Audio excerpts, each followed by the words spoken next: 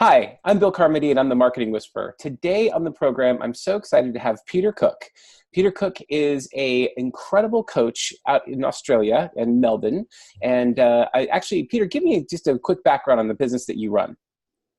Business I'm currently running is Thought Leaders.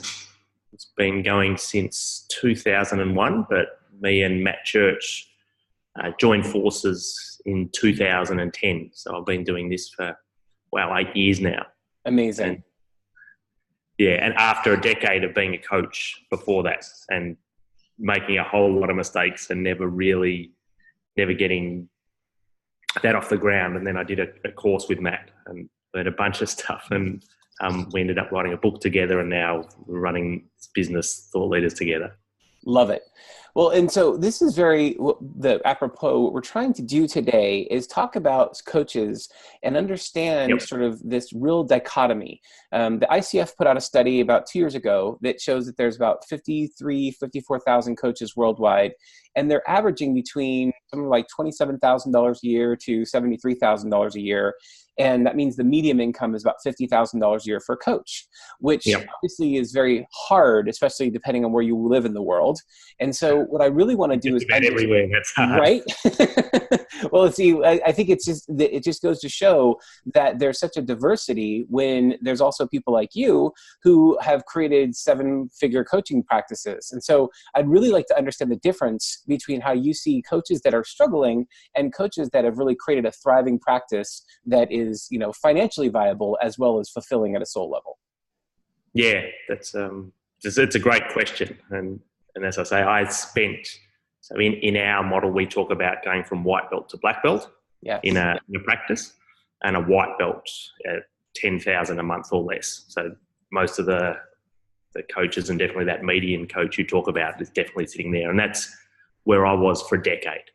So I started life did a law science degree, and then worked at Accenture as a consultant, and kind of looked into the future of being a partner in a big consulting firm, and thought that's definitely not the future I want to live into. So with all the arrogance and ignorance of youth, at 27, I quit and thought I'd be a business coach. Having never run a business or been a coach, I thought, what could go wrong? Great plan. That's awesome. It was. It's amazing. If I knew 10% of what I know now, then I never would have done it. But that's awesome. Luckily I did. And I had so this was 2000, and coaching was nothing close to what it is now then. So I'd say, that was, you'd still say business coach, and people would say, oh, what's a business coach? I'd have to actually explain what I did, and I did. So I was persistent. I'll give the 27-year-old version of me that, and I knocked on a lot of doors and struggled. I remember 6 months in, I made $400 for the month. Wow! And left this great job, and my Trish's my wife now was kind of looking at me going, "What have you done?" But then I started to get some runs on the board, and ended up getting some clients, and that kind of worked, and it got to about $100,000. Okay. But I never... Before you keep going in the story, break it down a little bit. So when you were first starting out, it was painful for you, and it was struggling as a coach. What changed to even get to the $100,000 level? What were some of the things that you did differently that got you at least that first bump in terms of your growth? One of the things was setting a criteria of who I wanted to work with. So I had one good client who then who was running an investment fund, and he brought me in for a couple of the businesses he invested in. So I suddenly kind of got a bit of confidence that, hey, this is working. Even if I am not getting clients, the work I'm doing is good. Yes. And then I got clear that who I wanted to work with and who I didn't. And I set this criteria that to work with me, you have to have a vision that I can get inspired by. There has to be some kind of chemistry. So you need to be somebody I'd want to have a coffee with, that I'd want to hang out with. And I need to be able to make a substantial strategic difference to your business. Mm-hmm. And there was sorry, go ahead. Yeah, and there was this real switch that happened as soon as I got clear, okay, this is who you need to be to work with me. Suddenly people stopped asking what my credentials were. It was this weird overnight thing. Like up until then, every second conversation, people would go, so coach, how do you be a coach? What qualifies you to be a coach? What have you got a coaching to, and then suddenly when I said, okay, just to let you know in this meeting, what I'm looking to find out are you this, this and this? Right. And if you fit that criteria, then I think then at the end of the meeting, I'll say what it looks like to work together. And suddenly it was a whole different world. That's beautiful. And so what I hear in that is two things. Number one, you got clear on who you wanted to work with. And then number two, you came up with your criteria of not just the who, but what. What are the things that they have to be in so that you can make sure that your coaching really delivers the results you're capable of. That's awesome. Yeah. Okay, so that got you in the early stages to about $100,000 or so level, and so now things are getting a little bit better. You can sleep better at night. Your wife's not saying, "Hey, you made a terrible mistake. Go back to the consulting business." She's letting you run with this now. So what happens next? How do you continue to build this forward? Yes, and I'd have to say actually in that. So this was year 2 now. So year 2, hitting 6 figures. But still struggling to find new clients. So there isn't any, there's no kind of steady stream of new business. Okay. And still not as much work as I want, but it's comfortable. And then the other challenge I had then was I'm a business coach. So I'm teaching everybody how to grow a business. Mm-hmm. And feel like to be congruent, I've got to be growing a business too. Right. And so I didn't, this idea of a business practice distinction, which I hadn't heard of, meant that what I was doing was all this stuff to get bigger. So I tried franchising. Mm-hmm. I spent a whole lot of money and time and effort franchising the business. I set up I'd call the business Love Your Business. Mm-hmm. It was all about how to put more love into business, how to have you love the business, how to have your staff love the business, so the customers would love the business, so that you would work better. And that was my mission, was to kind of put more love into the world through my business coaching, through Love Your Business. That's awesome.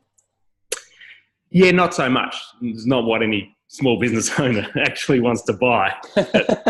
It seemed like a good idea at the time. It was very, very noble, and it was also. But so I'm struggling to get more clients and struggling to grow a business, and I've sold 5 franchises, mm-hmm. Bought them all back because none of them worked. Yep. Then started employing and subcontracting coaches. Mm-hmm. Ended up with a team of 10 coaches working in the business up and down the east coast of Australia. Had a beautiful office, hired a PA, was paying $50,000 a year lease on this gorgeous building in Melbourne. Nice. But still my income was never more than $120,000. So if I'm hearing you correctly, at this part of the story, you started to multiply. You did what a traditional business would do, which is hire a bunch of staff. And so your numbers got bigger, but so did your expenses. And so the net effect was roughly the same, but you looked bigger and you had more people. Yes, I looked bigger. My stress was much higher because I'm worrying about how is there enough work for everybody. Yes. I'm working longer. And making about the same. Yeah. Exactly. And not loving my business. Yeah. Like in the last couple of years in particular, I wasn't loving it at all. And then 2009, Trish and I went to Bali for a holiday, mm-hmm. which is close to our part of the world. But we went for a week because that was as long as I could be away from the business without the wheels falling off. Right. So it was 9 days. So it was a weekend on either side of a week, this 9-day holiday in Bali. Mm-hmm. And we stayed on this beautiful beach on the east coast, northeast coast of Bali. We're on this little bungalow had a day bed, and we're actually sleeping on the day bed on the veranda, right on the ocean, and you could see the sun rise in the morning from our bed, and the fishing boats were coming in against the rising sun, and it was this kind of little idyllic spot. Beautiful. That sounds amazing. Yeah, it was. And I had this moment of clarity that when I was a student, I used to get a 2-month holiday every year. I was at university and college. And now that I was a successful entrepreneur, successful in inverted commas for anyone who can't see the video, I got 1 week. And I thought, there's something really wrong with this picture. Yes. And so I decided that I was going to change my business so that I could come back. So essentially, so that I could run it from Bali. Wow. Awesome. So that I could come back for 2 years. So that I could come back for 2 months. So this was in May. And then for the rest of the year, I got rid of all the staff. So I let all the coaches, I placed them with clients and let them go and set them up. I let go of my PA when the office came up, the lease came up for renewal. I didn't renew it. I went back to just me, chose the half a dozen clients who I really loved working with, set them up to work over the phone. And then that December and January, we went back to Bali.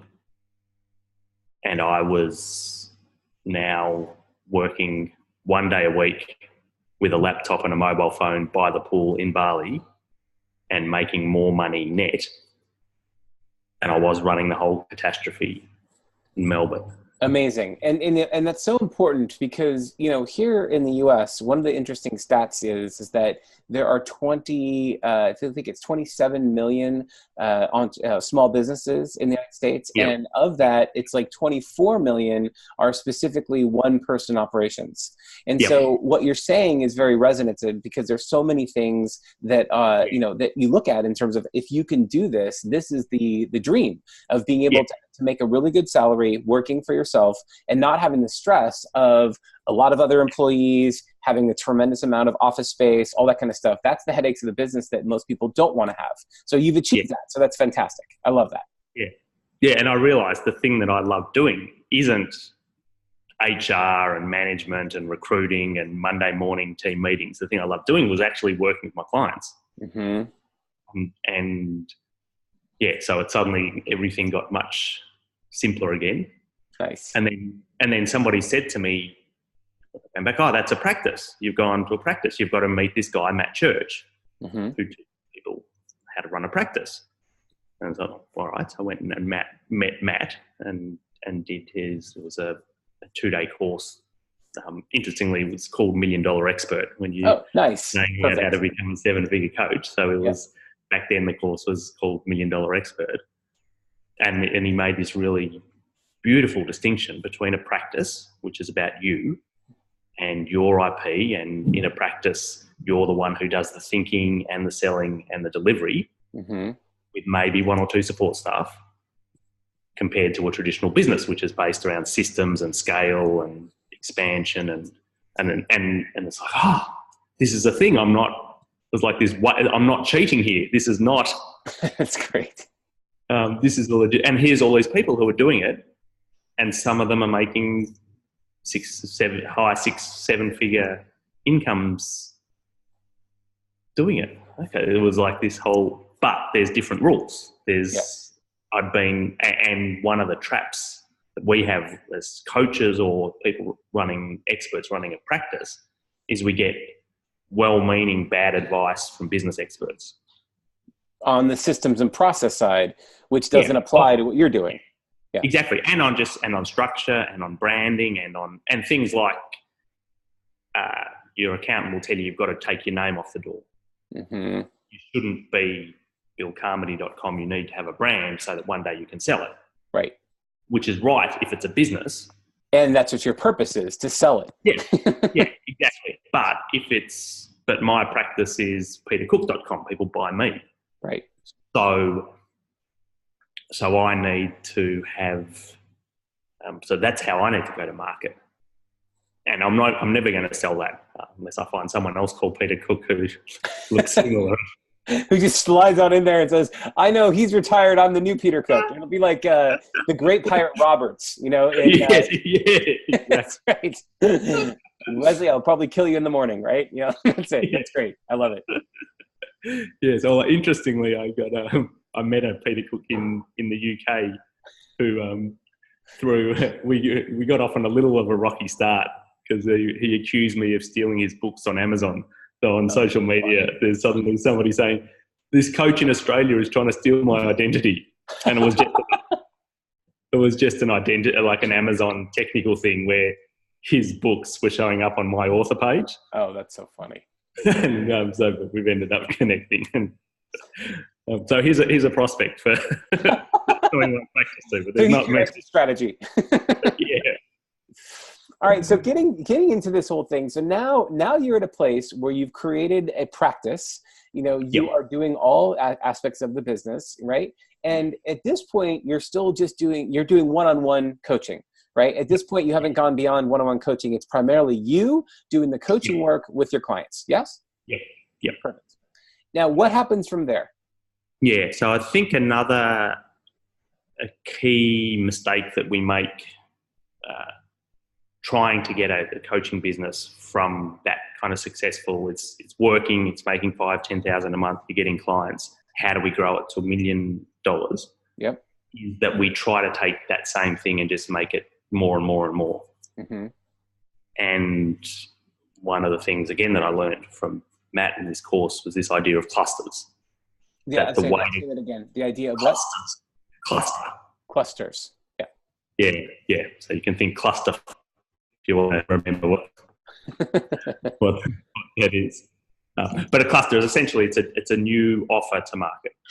Great. And so rather than just having one thing you do and just growing that, is we say get a cluster, an idea that's for a specific market with the to $10,000 a month, and then try and find something, then launch another one. So let me understand, just spend a few minutes here about the cluster. So if you're doing business coaching, right, and that would be considered a cluster, what would be another cluster that you might put in this to the next side of the business coaching? Yeah. So we'd say a cluster is firstly, what's the message? Okay. Who's it for? What's your market? Mm-hmm. And how is it delivered? Got it. Okay. So my first one, my message was love your business. Mm-hmm. My market was small businesses in Australia, micro businesses in Australia, and the method was coaching. Okay, great. And the things that I'd done, like in my coaching practice, wrong for a decade was the wrong message. Mm-hmm. So I got very attached to it, and a lot of people do this. The first thing that we do is, rather than going, well, let me see if there's a market for this, it's like we're so determined. I'm going to make it happen. I know that this is the right thing. Yeah. This is what, and I mean, it's in my case, it's my mum's a doctor, my dad's a teacher. No one's ever, there's a lot of social good that gets done in my house. So when I studied law and then went into business, there was a bit of me that was still, all right, how can I get my mum's approval? Well, if I can say, Mum, I'm doing business, but look, I'm doing a good business. Making a difference. So all unconscious, but there was an element of not being light with it. I wasn't like, okay, how can I tweak this? So the message wasn't right. The market was too big. Yeah. I've interestingly, I've since had another cluster that's just for bookkeepers. Mm-hmm. That's been much easier to sell and much more successful, even though there's 2 million small businesses in Australia and only 10,000 bookkeepers running bookkeeping businesses. It's actually much easier to market to those groups than it was to everybody. Well, and stay with that for a second, because I think you're onto something so important that most coaches struggle with, which is the fallacy that if I cast this big net, I want to help as many people as I possibly can, that I'm going to get more business. And it's actually the opposite is true, as you discovered, which is the smallest viable market is the thing you want to focus on, because if you can serve them at the highest level, that will be how you dominate in that particular sector. So that's awesome. Yeah. Yeah, I heard Seth Godin use that phrase, the smallest viable market, and, Yes. and really, really resonated with it. It's something that one of my mantras has always been market narrowly, deliver broadly. Yes. So if I can say I help bookkeepers.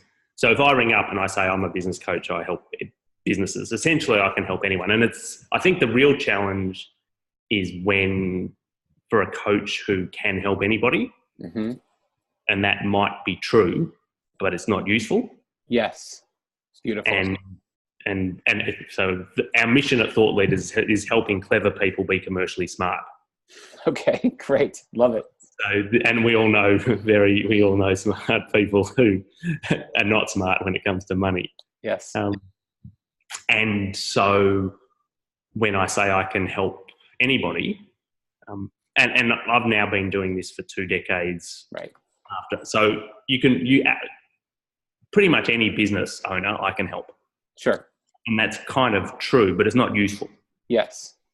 Because if I can help anyone, that's no one. And there's a lot of, I guess it's not so if we can niche narrowly or niche, as you guys like to say on your side of the world, it means so if I ring up and say I'm a business coach, I help business owners, that feels like somebody ringing up at dinner time selling telecommunications or electricity. Yes.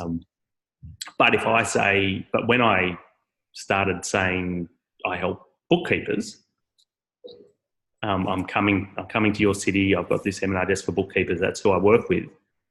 You're like, wow, nobody works with bookkeepers. Right. Wow, somebody who loves us and who knows our world. And then I can say, these are the problems that bookkeepers face. And this is what's going on in the world of bookkeepers. And it can still be 80% the same stuff. And I'm still, if I'm coaching, I'm still saying, where do you want to get to? It can all be the same stuff. But when I'm actually marketing, it's much easier. Well, and in that, it's finding your tribe, right? So in this particular segment, you found a tribe, you understand the language of that tribe, and you're using that language to attract them into your process and your methodologies. Even though those have, like you said, 80%, maybe the similar pieces, it's not how it's being resonated in the marketing. So it resonates with people specific to, hey, that's me, that's what I need, then it's going to be much more effective. So that's awesome. Yeah. Yeah, and then the last bit I did wrong, which is what you're alluding to, is I just stuck to coaching. Yeah. So we say in a successful thought leaders practice, and we kind of distinguish between going to market as an expert compared to going to market as a coach. And it's more commercially smart to position yourself as an expert in something than as a coach. Okay. And then have not just coaching, but we'd say have speaking, authoring. It's pre my first coffee in the morning here. No, it's good. It's right. For those people who know they're watching, you're at 8 o'clock in the morning and I'm at 5, 6 o'clock at night, right? So it's a nice little time differential, but yes, I'm glad. Yeah. So speaking, authoring, training, mentoring, facilitating, and coaching. One more time. Give that list again. Speaking. Yeah. Authoring. Yes. Training, mentoring, facilitating, and coaching. Okay. So in that example, which is great, this is a really important distinction. If you were to just take the coaching piece and say, strip everything else out again, where do you think most coaches are going to sort of top out in this model, right? Meaning, could they do 300,000, 400,000, 500,000? There's some place where coaching stops getting the ability to create a 7-figure practice. What's your gut in that, and sort of where that tops out? For somebody who's purely a coach, yes, 240,000. Say it one more time. 240,000, 20,000 a month. Great. Somebody who's a consultant without expertise is probably 360,000. Okay. And we see a lot of people hitting yellow green belt in our world, or 240, 360,000, and kind of hitting a ceiling there. Okay, great. And that's helpful because it's really important when thinking about this as a modality. I've heard with 7-figure coaches that don't do the training and the mentoring and that side of the business, where they have made additional dollars is in the public speaking, right? So as a thought leader, yes, as a published author, and those three things sort of going together. So what you've done is you've expanded it further. So it's not just speaking and writing and coaching, but you're also including the mentoring, the training. These are other ways, and facilitation, which is ways to sort of go deeper into a business and help them go to stronger. Yeah, exactly. Beautiful. Exactly. And then, so what we'd say with these clusters is what you want to do is come up with lots and lots and lots of possible combinations. Yes. So rather than being an expert in one thing, what are 3 things that I could be an expert in? And where's 5 different markets that I'd like to work with? But now let me make an important question here. So you're not doing those 5 things simultaneously.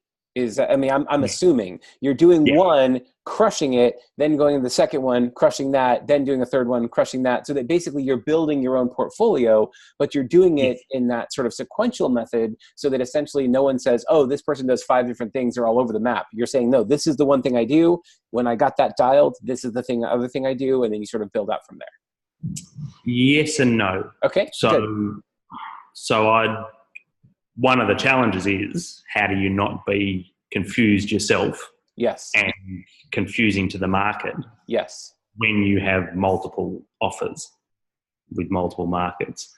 And I saw a coach near where I live, the suburb where I live, and I saw a car that had coaching advertised on the panel of the car. Yeah. And I was like, well, that's interesting. Like, because I'm obviously I'm in this world and I'm curious. I'm like, I wonder how that works. Would somebody buy coaching off an ad on a car? And then I got closer to have a look, and there was another panel next to it that had beautician. and like I had this physical reaction and I'm looking, and I'm like, that reaction makes no sense. There's no reason somebody can't be a beautician and a great coach. And advertising it side by side makes no sense. Yeah. Because I'll say that in Los Angeles, my brother just got married. I was out in LA and I saw a restaurant that said pizza and sushi. And I don't know which one they do terribly, but one of them is not good. That's all I know for sure, right? Okay, so this beautician coach, you can do both, but you don't want to advertise both in the same space. Otherwise, it's total market confusion. Yeah, and the answer to that is to have a big word that sits above everything you do. That is the context for everything else. So I'm an expert in implementation. Okay. If there's 10,000 hours of mastery I've got, it's how to actually get stuff done. And that's the common thread that runs through everything. And that sits above my whole practice. So when I was doing sales training and innovation programs into corporates, again, that might make no sense. Like somebody who's trying to sell me into a company goes, well, why would we get the sales guy in? But if I'm the implementation guy, and then I say, well, when I do innovation, I'm not so much about how do you come up with ideas. What I find are there are lots of companies that have lots of great ideas, but they never happen. If that's you and you need help implementing them, then talk to me. And then they're like, well, yeah, that makes sense to get the implementation guy in to do his innovation program because and then it's the same thing with thought leaders. Like when I'm helping experts, what I bring to the party with Matt is, all right, how do I actually make it happen? It's why we went from a 2-day program to a 12-month program. Yes. Because I'm like, actually, we need to hold people and help them implement. And so then it makes sense to say, well, we can get Pete in to speak at a conference about implementation. We can get him to help our sales team implement what we need to do. And suddenly it's not fragmented anymore. It all makes sense under this context. And what is the altitude? So you talk about implementation, which I love. Yeah. There's probably a depth that is not too narrow and not too broad. So for example, I focus on marketing, right? But there's so much in marketing. To your point about this, I've been for 2.5 decades. I've been doing everything digital as well as traditional, whatnot. So when I think about it, my niche that I've been focusing on is marketing for coaches because I see the coaches struggling and I want to support them. But if I'm thinking about the overall context, it's marketing first, and then marketing for coaches second, which means that I could do, to your point, marketing for bookkeepers, marketing for dentists. It doesn't matter, because the idea is it's the marketing expertise implemented into each of those business units. Yeah? Exactly. And then you can do, like, as you can do authoring. Yes. So you can do marketing for coaches, authoring. So you actually write stuff about that. And then you can do marketing for coaches, coaching. Yes. Or probably mentoring in our world. If you've done it for 2 decades, you're going to be doing a bit of telling what to do, not just asking. And therein lies that balance, right? So as long as we're clear on it, this is the mentoring piece of my business. This is the coaching piece of my business. You can have those things coexist, but you want to be clear in the modalities that you're using. To training, same thing, right? I'm going into business. I'm training people how to do things. Yeah. Yep. Okay. Yeah. And then back to the question about sequentially. Yeah. How I like to think of it is that we then come up with 20 possibilities.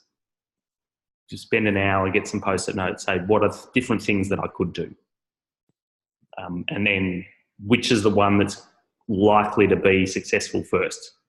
Nice. So the sequence becomes important, and the filter that we ask that question through is commercial. Beautiful. So if I've got 20 things I could do in front of me, that helps because I don't get so attached to the first one. Right. And I then say, which of these do I think is the most easy to get to 10,000 a month, and then run an experiment. That's awesome.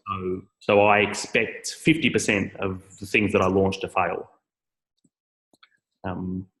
And so it's not that I launch something and crush it, and launch something and crush it, and launch something and crush it. Hopefully that'd be nice.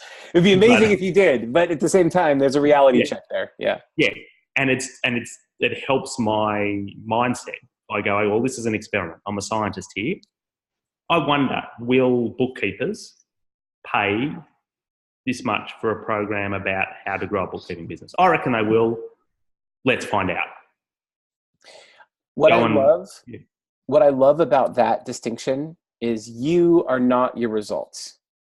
Yeah. When you can take that scientific approach, you can focus on the results being separated from you as person.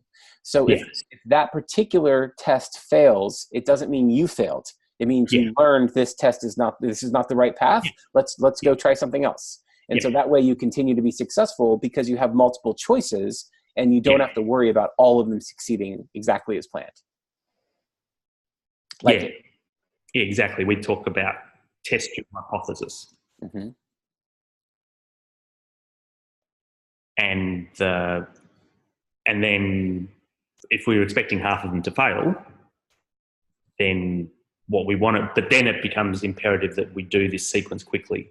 Yes. So most people, it takes too long to get something else, to get the next thing to market. We want to do that every 3 months. This is such an important point for coaches specifically, because ultimately, of the 54,000 coaches out here that are doing the work, so few of them are actual entrepreneurs or business owners prior to going into coaching. Yeah. And so what you've just identified is the difference between someone who's an entrepreneur and is willing to fail fast and someone who's put their entire life work into coaching, like, I cannot fail. It has to work, right? Yeah. And so that's the difference. And I think it's such an important one, because if you start to get into that, you get emotionally invested in an approach. And if it doesn't work, the market's telling you it's not working. An entrepreneur will pivot. But I think some coaches will just sit there and struggle for years trying to do the same thing, saying, why isn't it working? Right? Can you? Yeah. But it's amazing. And that's one of the reasons I'm so happy to be speaking to you right now, is you can authentically own these experiences. You have struggled for the 10 years because you studied in the same thing and did it over and over and over again. An entrepreneur would immediately look at that and say, that's the definition of insanity, doing the same things over and over again and expecting different results, right? Yeah. So your ability to now come in and create these implementation expertise and really show this is how you do it, this is the process, it helps other people who have great vision but aren't really sure, how do I take the vision and turn it into reality? So it's a beautiful place where you sit. It's awesome. Yeah, thank you. And then, so the 3-year process to get to what we'd say as a black belt is launch 12 over 3 years. So every 3 months, launch one. and expect half of them to fail. So then in 3 years' time, you'd have 6 successful clusters, 6 different things with different delivery modes and different markets that are all kind of spinning in your practice, feeding each other, and doing 10,000 a month each. Amazing. Yeah. I mean, no, so that's truly amazing. So in doing that approach, I can see the entrepreneurial spirit built into your black belt course, in the sense that doing rapid iterations and agile 3-month programs, that's not something that I think a lot of coaches are used to doing. So it's fabulous to be able to take that mentality. Now what I want to ask is, in that approach, if these guys are going through your course, is it still just one person, or are they building a team in order to do all that?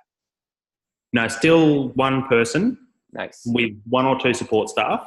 Yep. We have, like, as we use this martial arts metaphor, so as you go from white belt to black belt, there's a different things to focus on at each level. And so red belt, which is one below black belt, the focus is leverage. Got it. Right. And a mistake a lot of people make is leverage too soon. So I tried to franchise my business when I was a white belt. Yeah. Got hurt. The stuff wasn't good enough yet. So at red belt, we'd say leverage, and that might look like having some people deliver some of your stuff. But it's still not a traditional, all right, where you're trying to scale a consulting firm, you're trying to build on associates who will become partners. It's, you might hire some trainers to deliver some aspects of what you do, or deliver it to some of your, for example, Dermot Crowley, one of our faculty, is a productivity expert here in Australia. And what he'll typically do in running a black belt practice, he'll typically run the program for the senior leadership team, and he'll have his guys roll it out for the company. Amazing. But it's still him, like, he's still the author. He's the person who's going in and having the meeting. It's up to him still to do the thinking, to do the selling, and now he does some of the delivery, has some other people do some. But it's still basically him. Makes sense. Great. You know, as a 4th degree black belt in Subakdo Muda Kwan, one of the things that really resonates for me in the martial arts mentality is that when I became a black belt, the first thing that I was taught was, now I'm ready to begin. And that's the beauty of what you've just described, is that because as you go from white belt to yellow belt to orange belt to green belt to red belt to black belt, what's happening is you have different levels of training and education that get you to where you want to be. But as a black belt, you're not done. As a black belt, you now have the skills to go do the work and really build the business at the level you've always wanted to and dreamed of. So I love the analogies you're using. It really resonates with me. Thank you. I'm an Aikido guy and done that for a long time. And got told exactly the same thing when I got my black belt in Aikido. Now you start, and it's funny, we say that to the black belts. Yeah. So we now have this, we've got now just in kind of business school around 50 black belts. So in the last 5 years, people have got to black belt, and that, which is a kind of really a nice problem that we're grappling with at the moment, is the job of our program is to get people to black belt. But now we've got all these black belts saying, well, now what? Yeah. And one of the things that we say is, this is the beginning. Yes. Starting, so you've made it to it's nice, like, this is amazing, and there's, hardly anybody does, and the median coach earns 50 grand, and is amazing, well done. Have a moment. All right, now you're at the starting line. That's right. Well, and that was what's the beautiful thing is, as you know, in martial arts, there's a continuum, but you never get to the end, right? Yeah. You can be a 9th degree black belt, and that's like 80 years old, and you're still practicing and still training the things you did when you first became a black belt. So I love the analogy. I think it works beautifully, and it helps reinforce for those people that this is a journey, not a destination. Even when you make 7 figures, that's awesome. Congratulations. Amazing. And you're still learning. It's great. I love it. So tell me, in thinking about sort of as you contrast the black belts from the white belts, from the people that are just starting out in business to the people who've really defined their specialties and whatnot, is there more to ask this question. What I'm thinking about is this idea of launching these different practices and having 50% fail. As I understand it in this piece, the ones that are succeeding, you're basically continuing to grow and evolve. So simultaneously, while launching the second, third, fourth, fifth, you're also establishing and supporting the ones that you launched initially. Yeah? Yeah. And so how you want to, and the game changes above black belt too. So it goes from diverging, it converges a bit, and to probably not as useful a conversation to have now. But yeah, there's an art to keeping you. We think of, those guys at the circus that keep the plates spinning. Yes, it's exactly what I was thinking. With the different delivery modes, is you want to keep your plate spinning. You have to keep doing the momentum, or the plates fall off the stick and they crash. Yeah. So if you've had no attention to it, then you've lost the momentum you started with. Yeah. So. And ideally, you can get different clusters that support each other so that it becomes easier rather than harder. Yeah. So when I've written a book, it's easier to get booked to a speaker, and people will typically pay more for a speaker with a book than without a book. Yes. So the authoring helps the speaking cluster. But then when I've delivered a speech, it's really hard to sell another speech. I can't, like, at the end of speaking for an hour, it's hard to go, well, I've really loved talking to you. If anyone wants to hear that again, I'm happy to come and say it all again. It's awesome. But keep going. You can say, but it's been great for an hour. If anybody wants to go deeper in this stuff, I've got a 2-day workshop coming up. I'd love to tell you about it. If you're at the end of any workshop you run, there's always somebody who'll come and go, Bill, that was amazing. I love that. Is there any way I can work with you one-on-one? Awesome. Why? Yes, there is. Here's my mentoring program. Beautiful. And they can all help each other. I love it. I love it. So really, if I sort of boil down what I'm taking away from this conversation is that when you're first starting out, you're really deciding what are all the different options that you can put out there. And then looking at sort of how do you rule them in or out based on the audiences you seek to serve, the message that you have, and the ways and methodologies in which you're delivering value, right? Yeah. And so as you continue to refine that, you're really understanding sort of what works most effectively, what's going to drive your success as a coach, and also as a speaker, if that's what you're into, or trainer or mentor, and you sort of look at those different modalities and ensure that you can now have multiple ways to deliver value that's all contained within this sort of central focus. In your case, implementation, in my case, marketing, in someone else's case, that's their own leadership that they're using in the industry. Awesome. Oh, beautiful synopsis. I love it. Well, Peter, I'm curious. You said at the beginning that you have a book as well. So can you tell me a little bit about your book? I actually have a few books. It's funny. It's one of our the deliverables in our program is we say you have to. So it's a 12-month program, and one of the deliverables is everyone has to write a book. Awesome. And so, but then I say to people, actually, that's a lie. You're not going to just write one book. You're going to end up writing half a dozen books, but just one book to start with. Yeah. Awesome. But the one that's relevant is this one. The one that I've written with Matt, called the Thought Leaders Practice, which goes through exactly what we've talked about. And I'd love to give some copies to your guys, if that's cool. Great. I would love that. Absolutely. Maybe the first 20 people who send me an email after they hear this. Love it. peter@petercook.com. So I was saying, so first 20 people who email me, maybe write Thought Leaders Practice as a subject and mention your name. Okay, so peter@petercook.com and Thought Leader Practice is the subject, and just mention the video or the interview. Yeah, awesome. Yeah, and then if you're not in the first 20, we'll find some other good stuff. Always keep something of value. Translating. It's one of the challenges I have when I get to America is people don't understand me. And I studied for a year in Illinois, and whenever I'd introduce myself, I'd say, I'm Peter, and people go, Peter?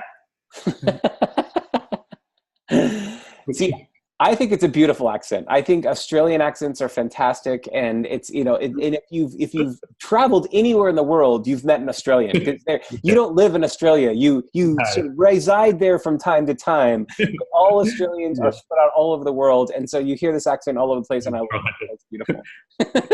Yes, the very first time I arrived. So when I was studying in Illinois, I arrived in Chicago, and because my mum was worried about me being in this new city and not knowing anybody, and it was the first time kind of really away from home. And so she'd organised somebody to pick me up and took me up from the airport and took me out to a bar. And so my first conversation, I went up and said, "Oh, can I have 2 beers, please?" And the guy behind the bar goes, "Say again?" 2 beers? 2 bees?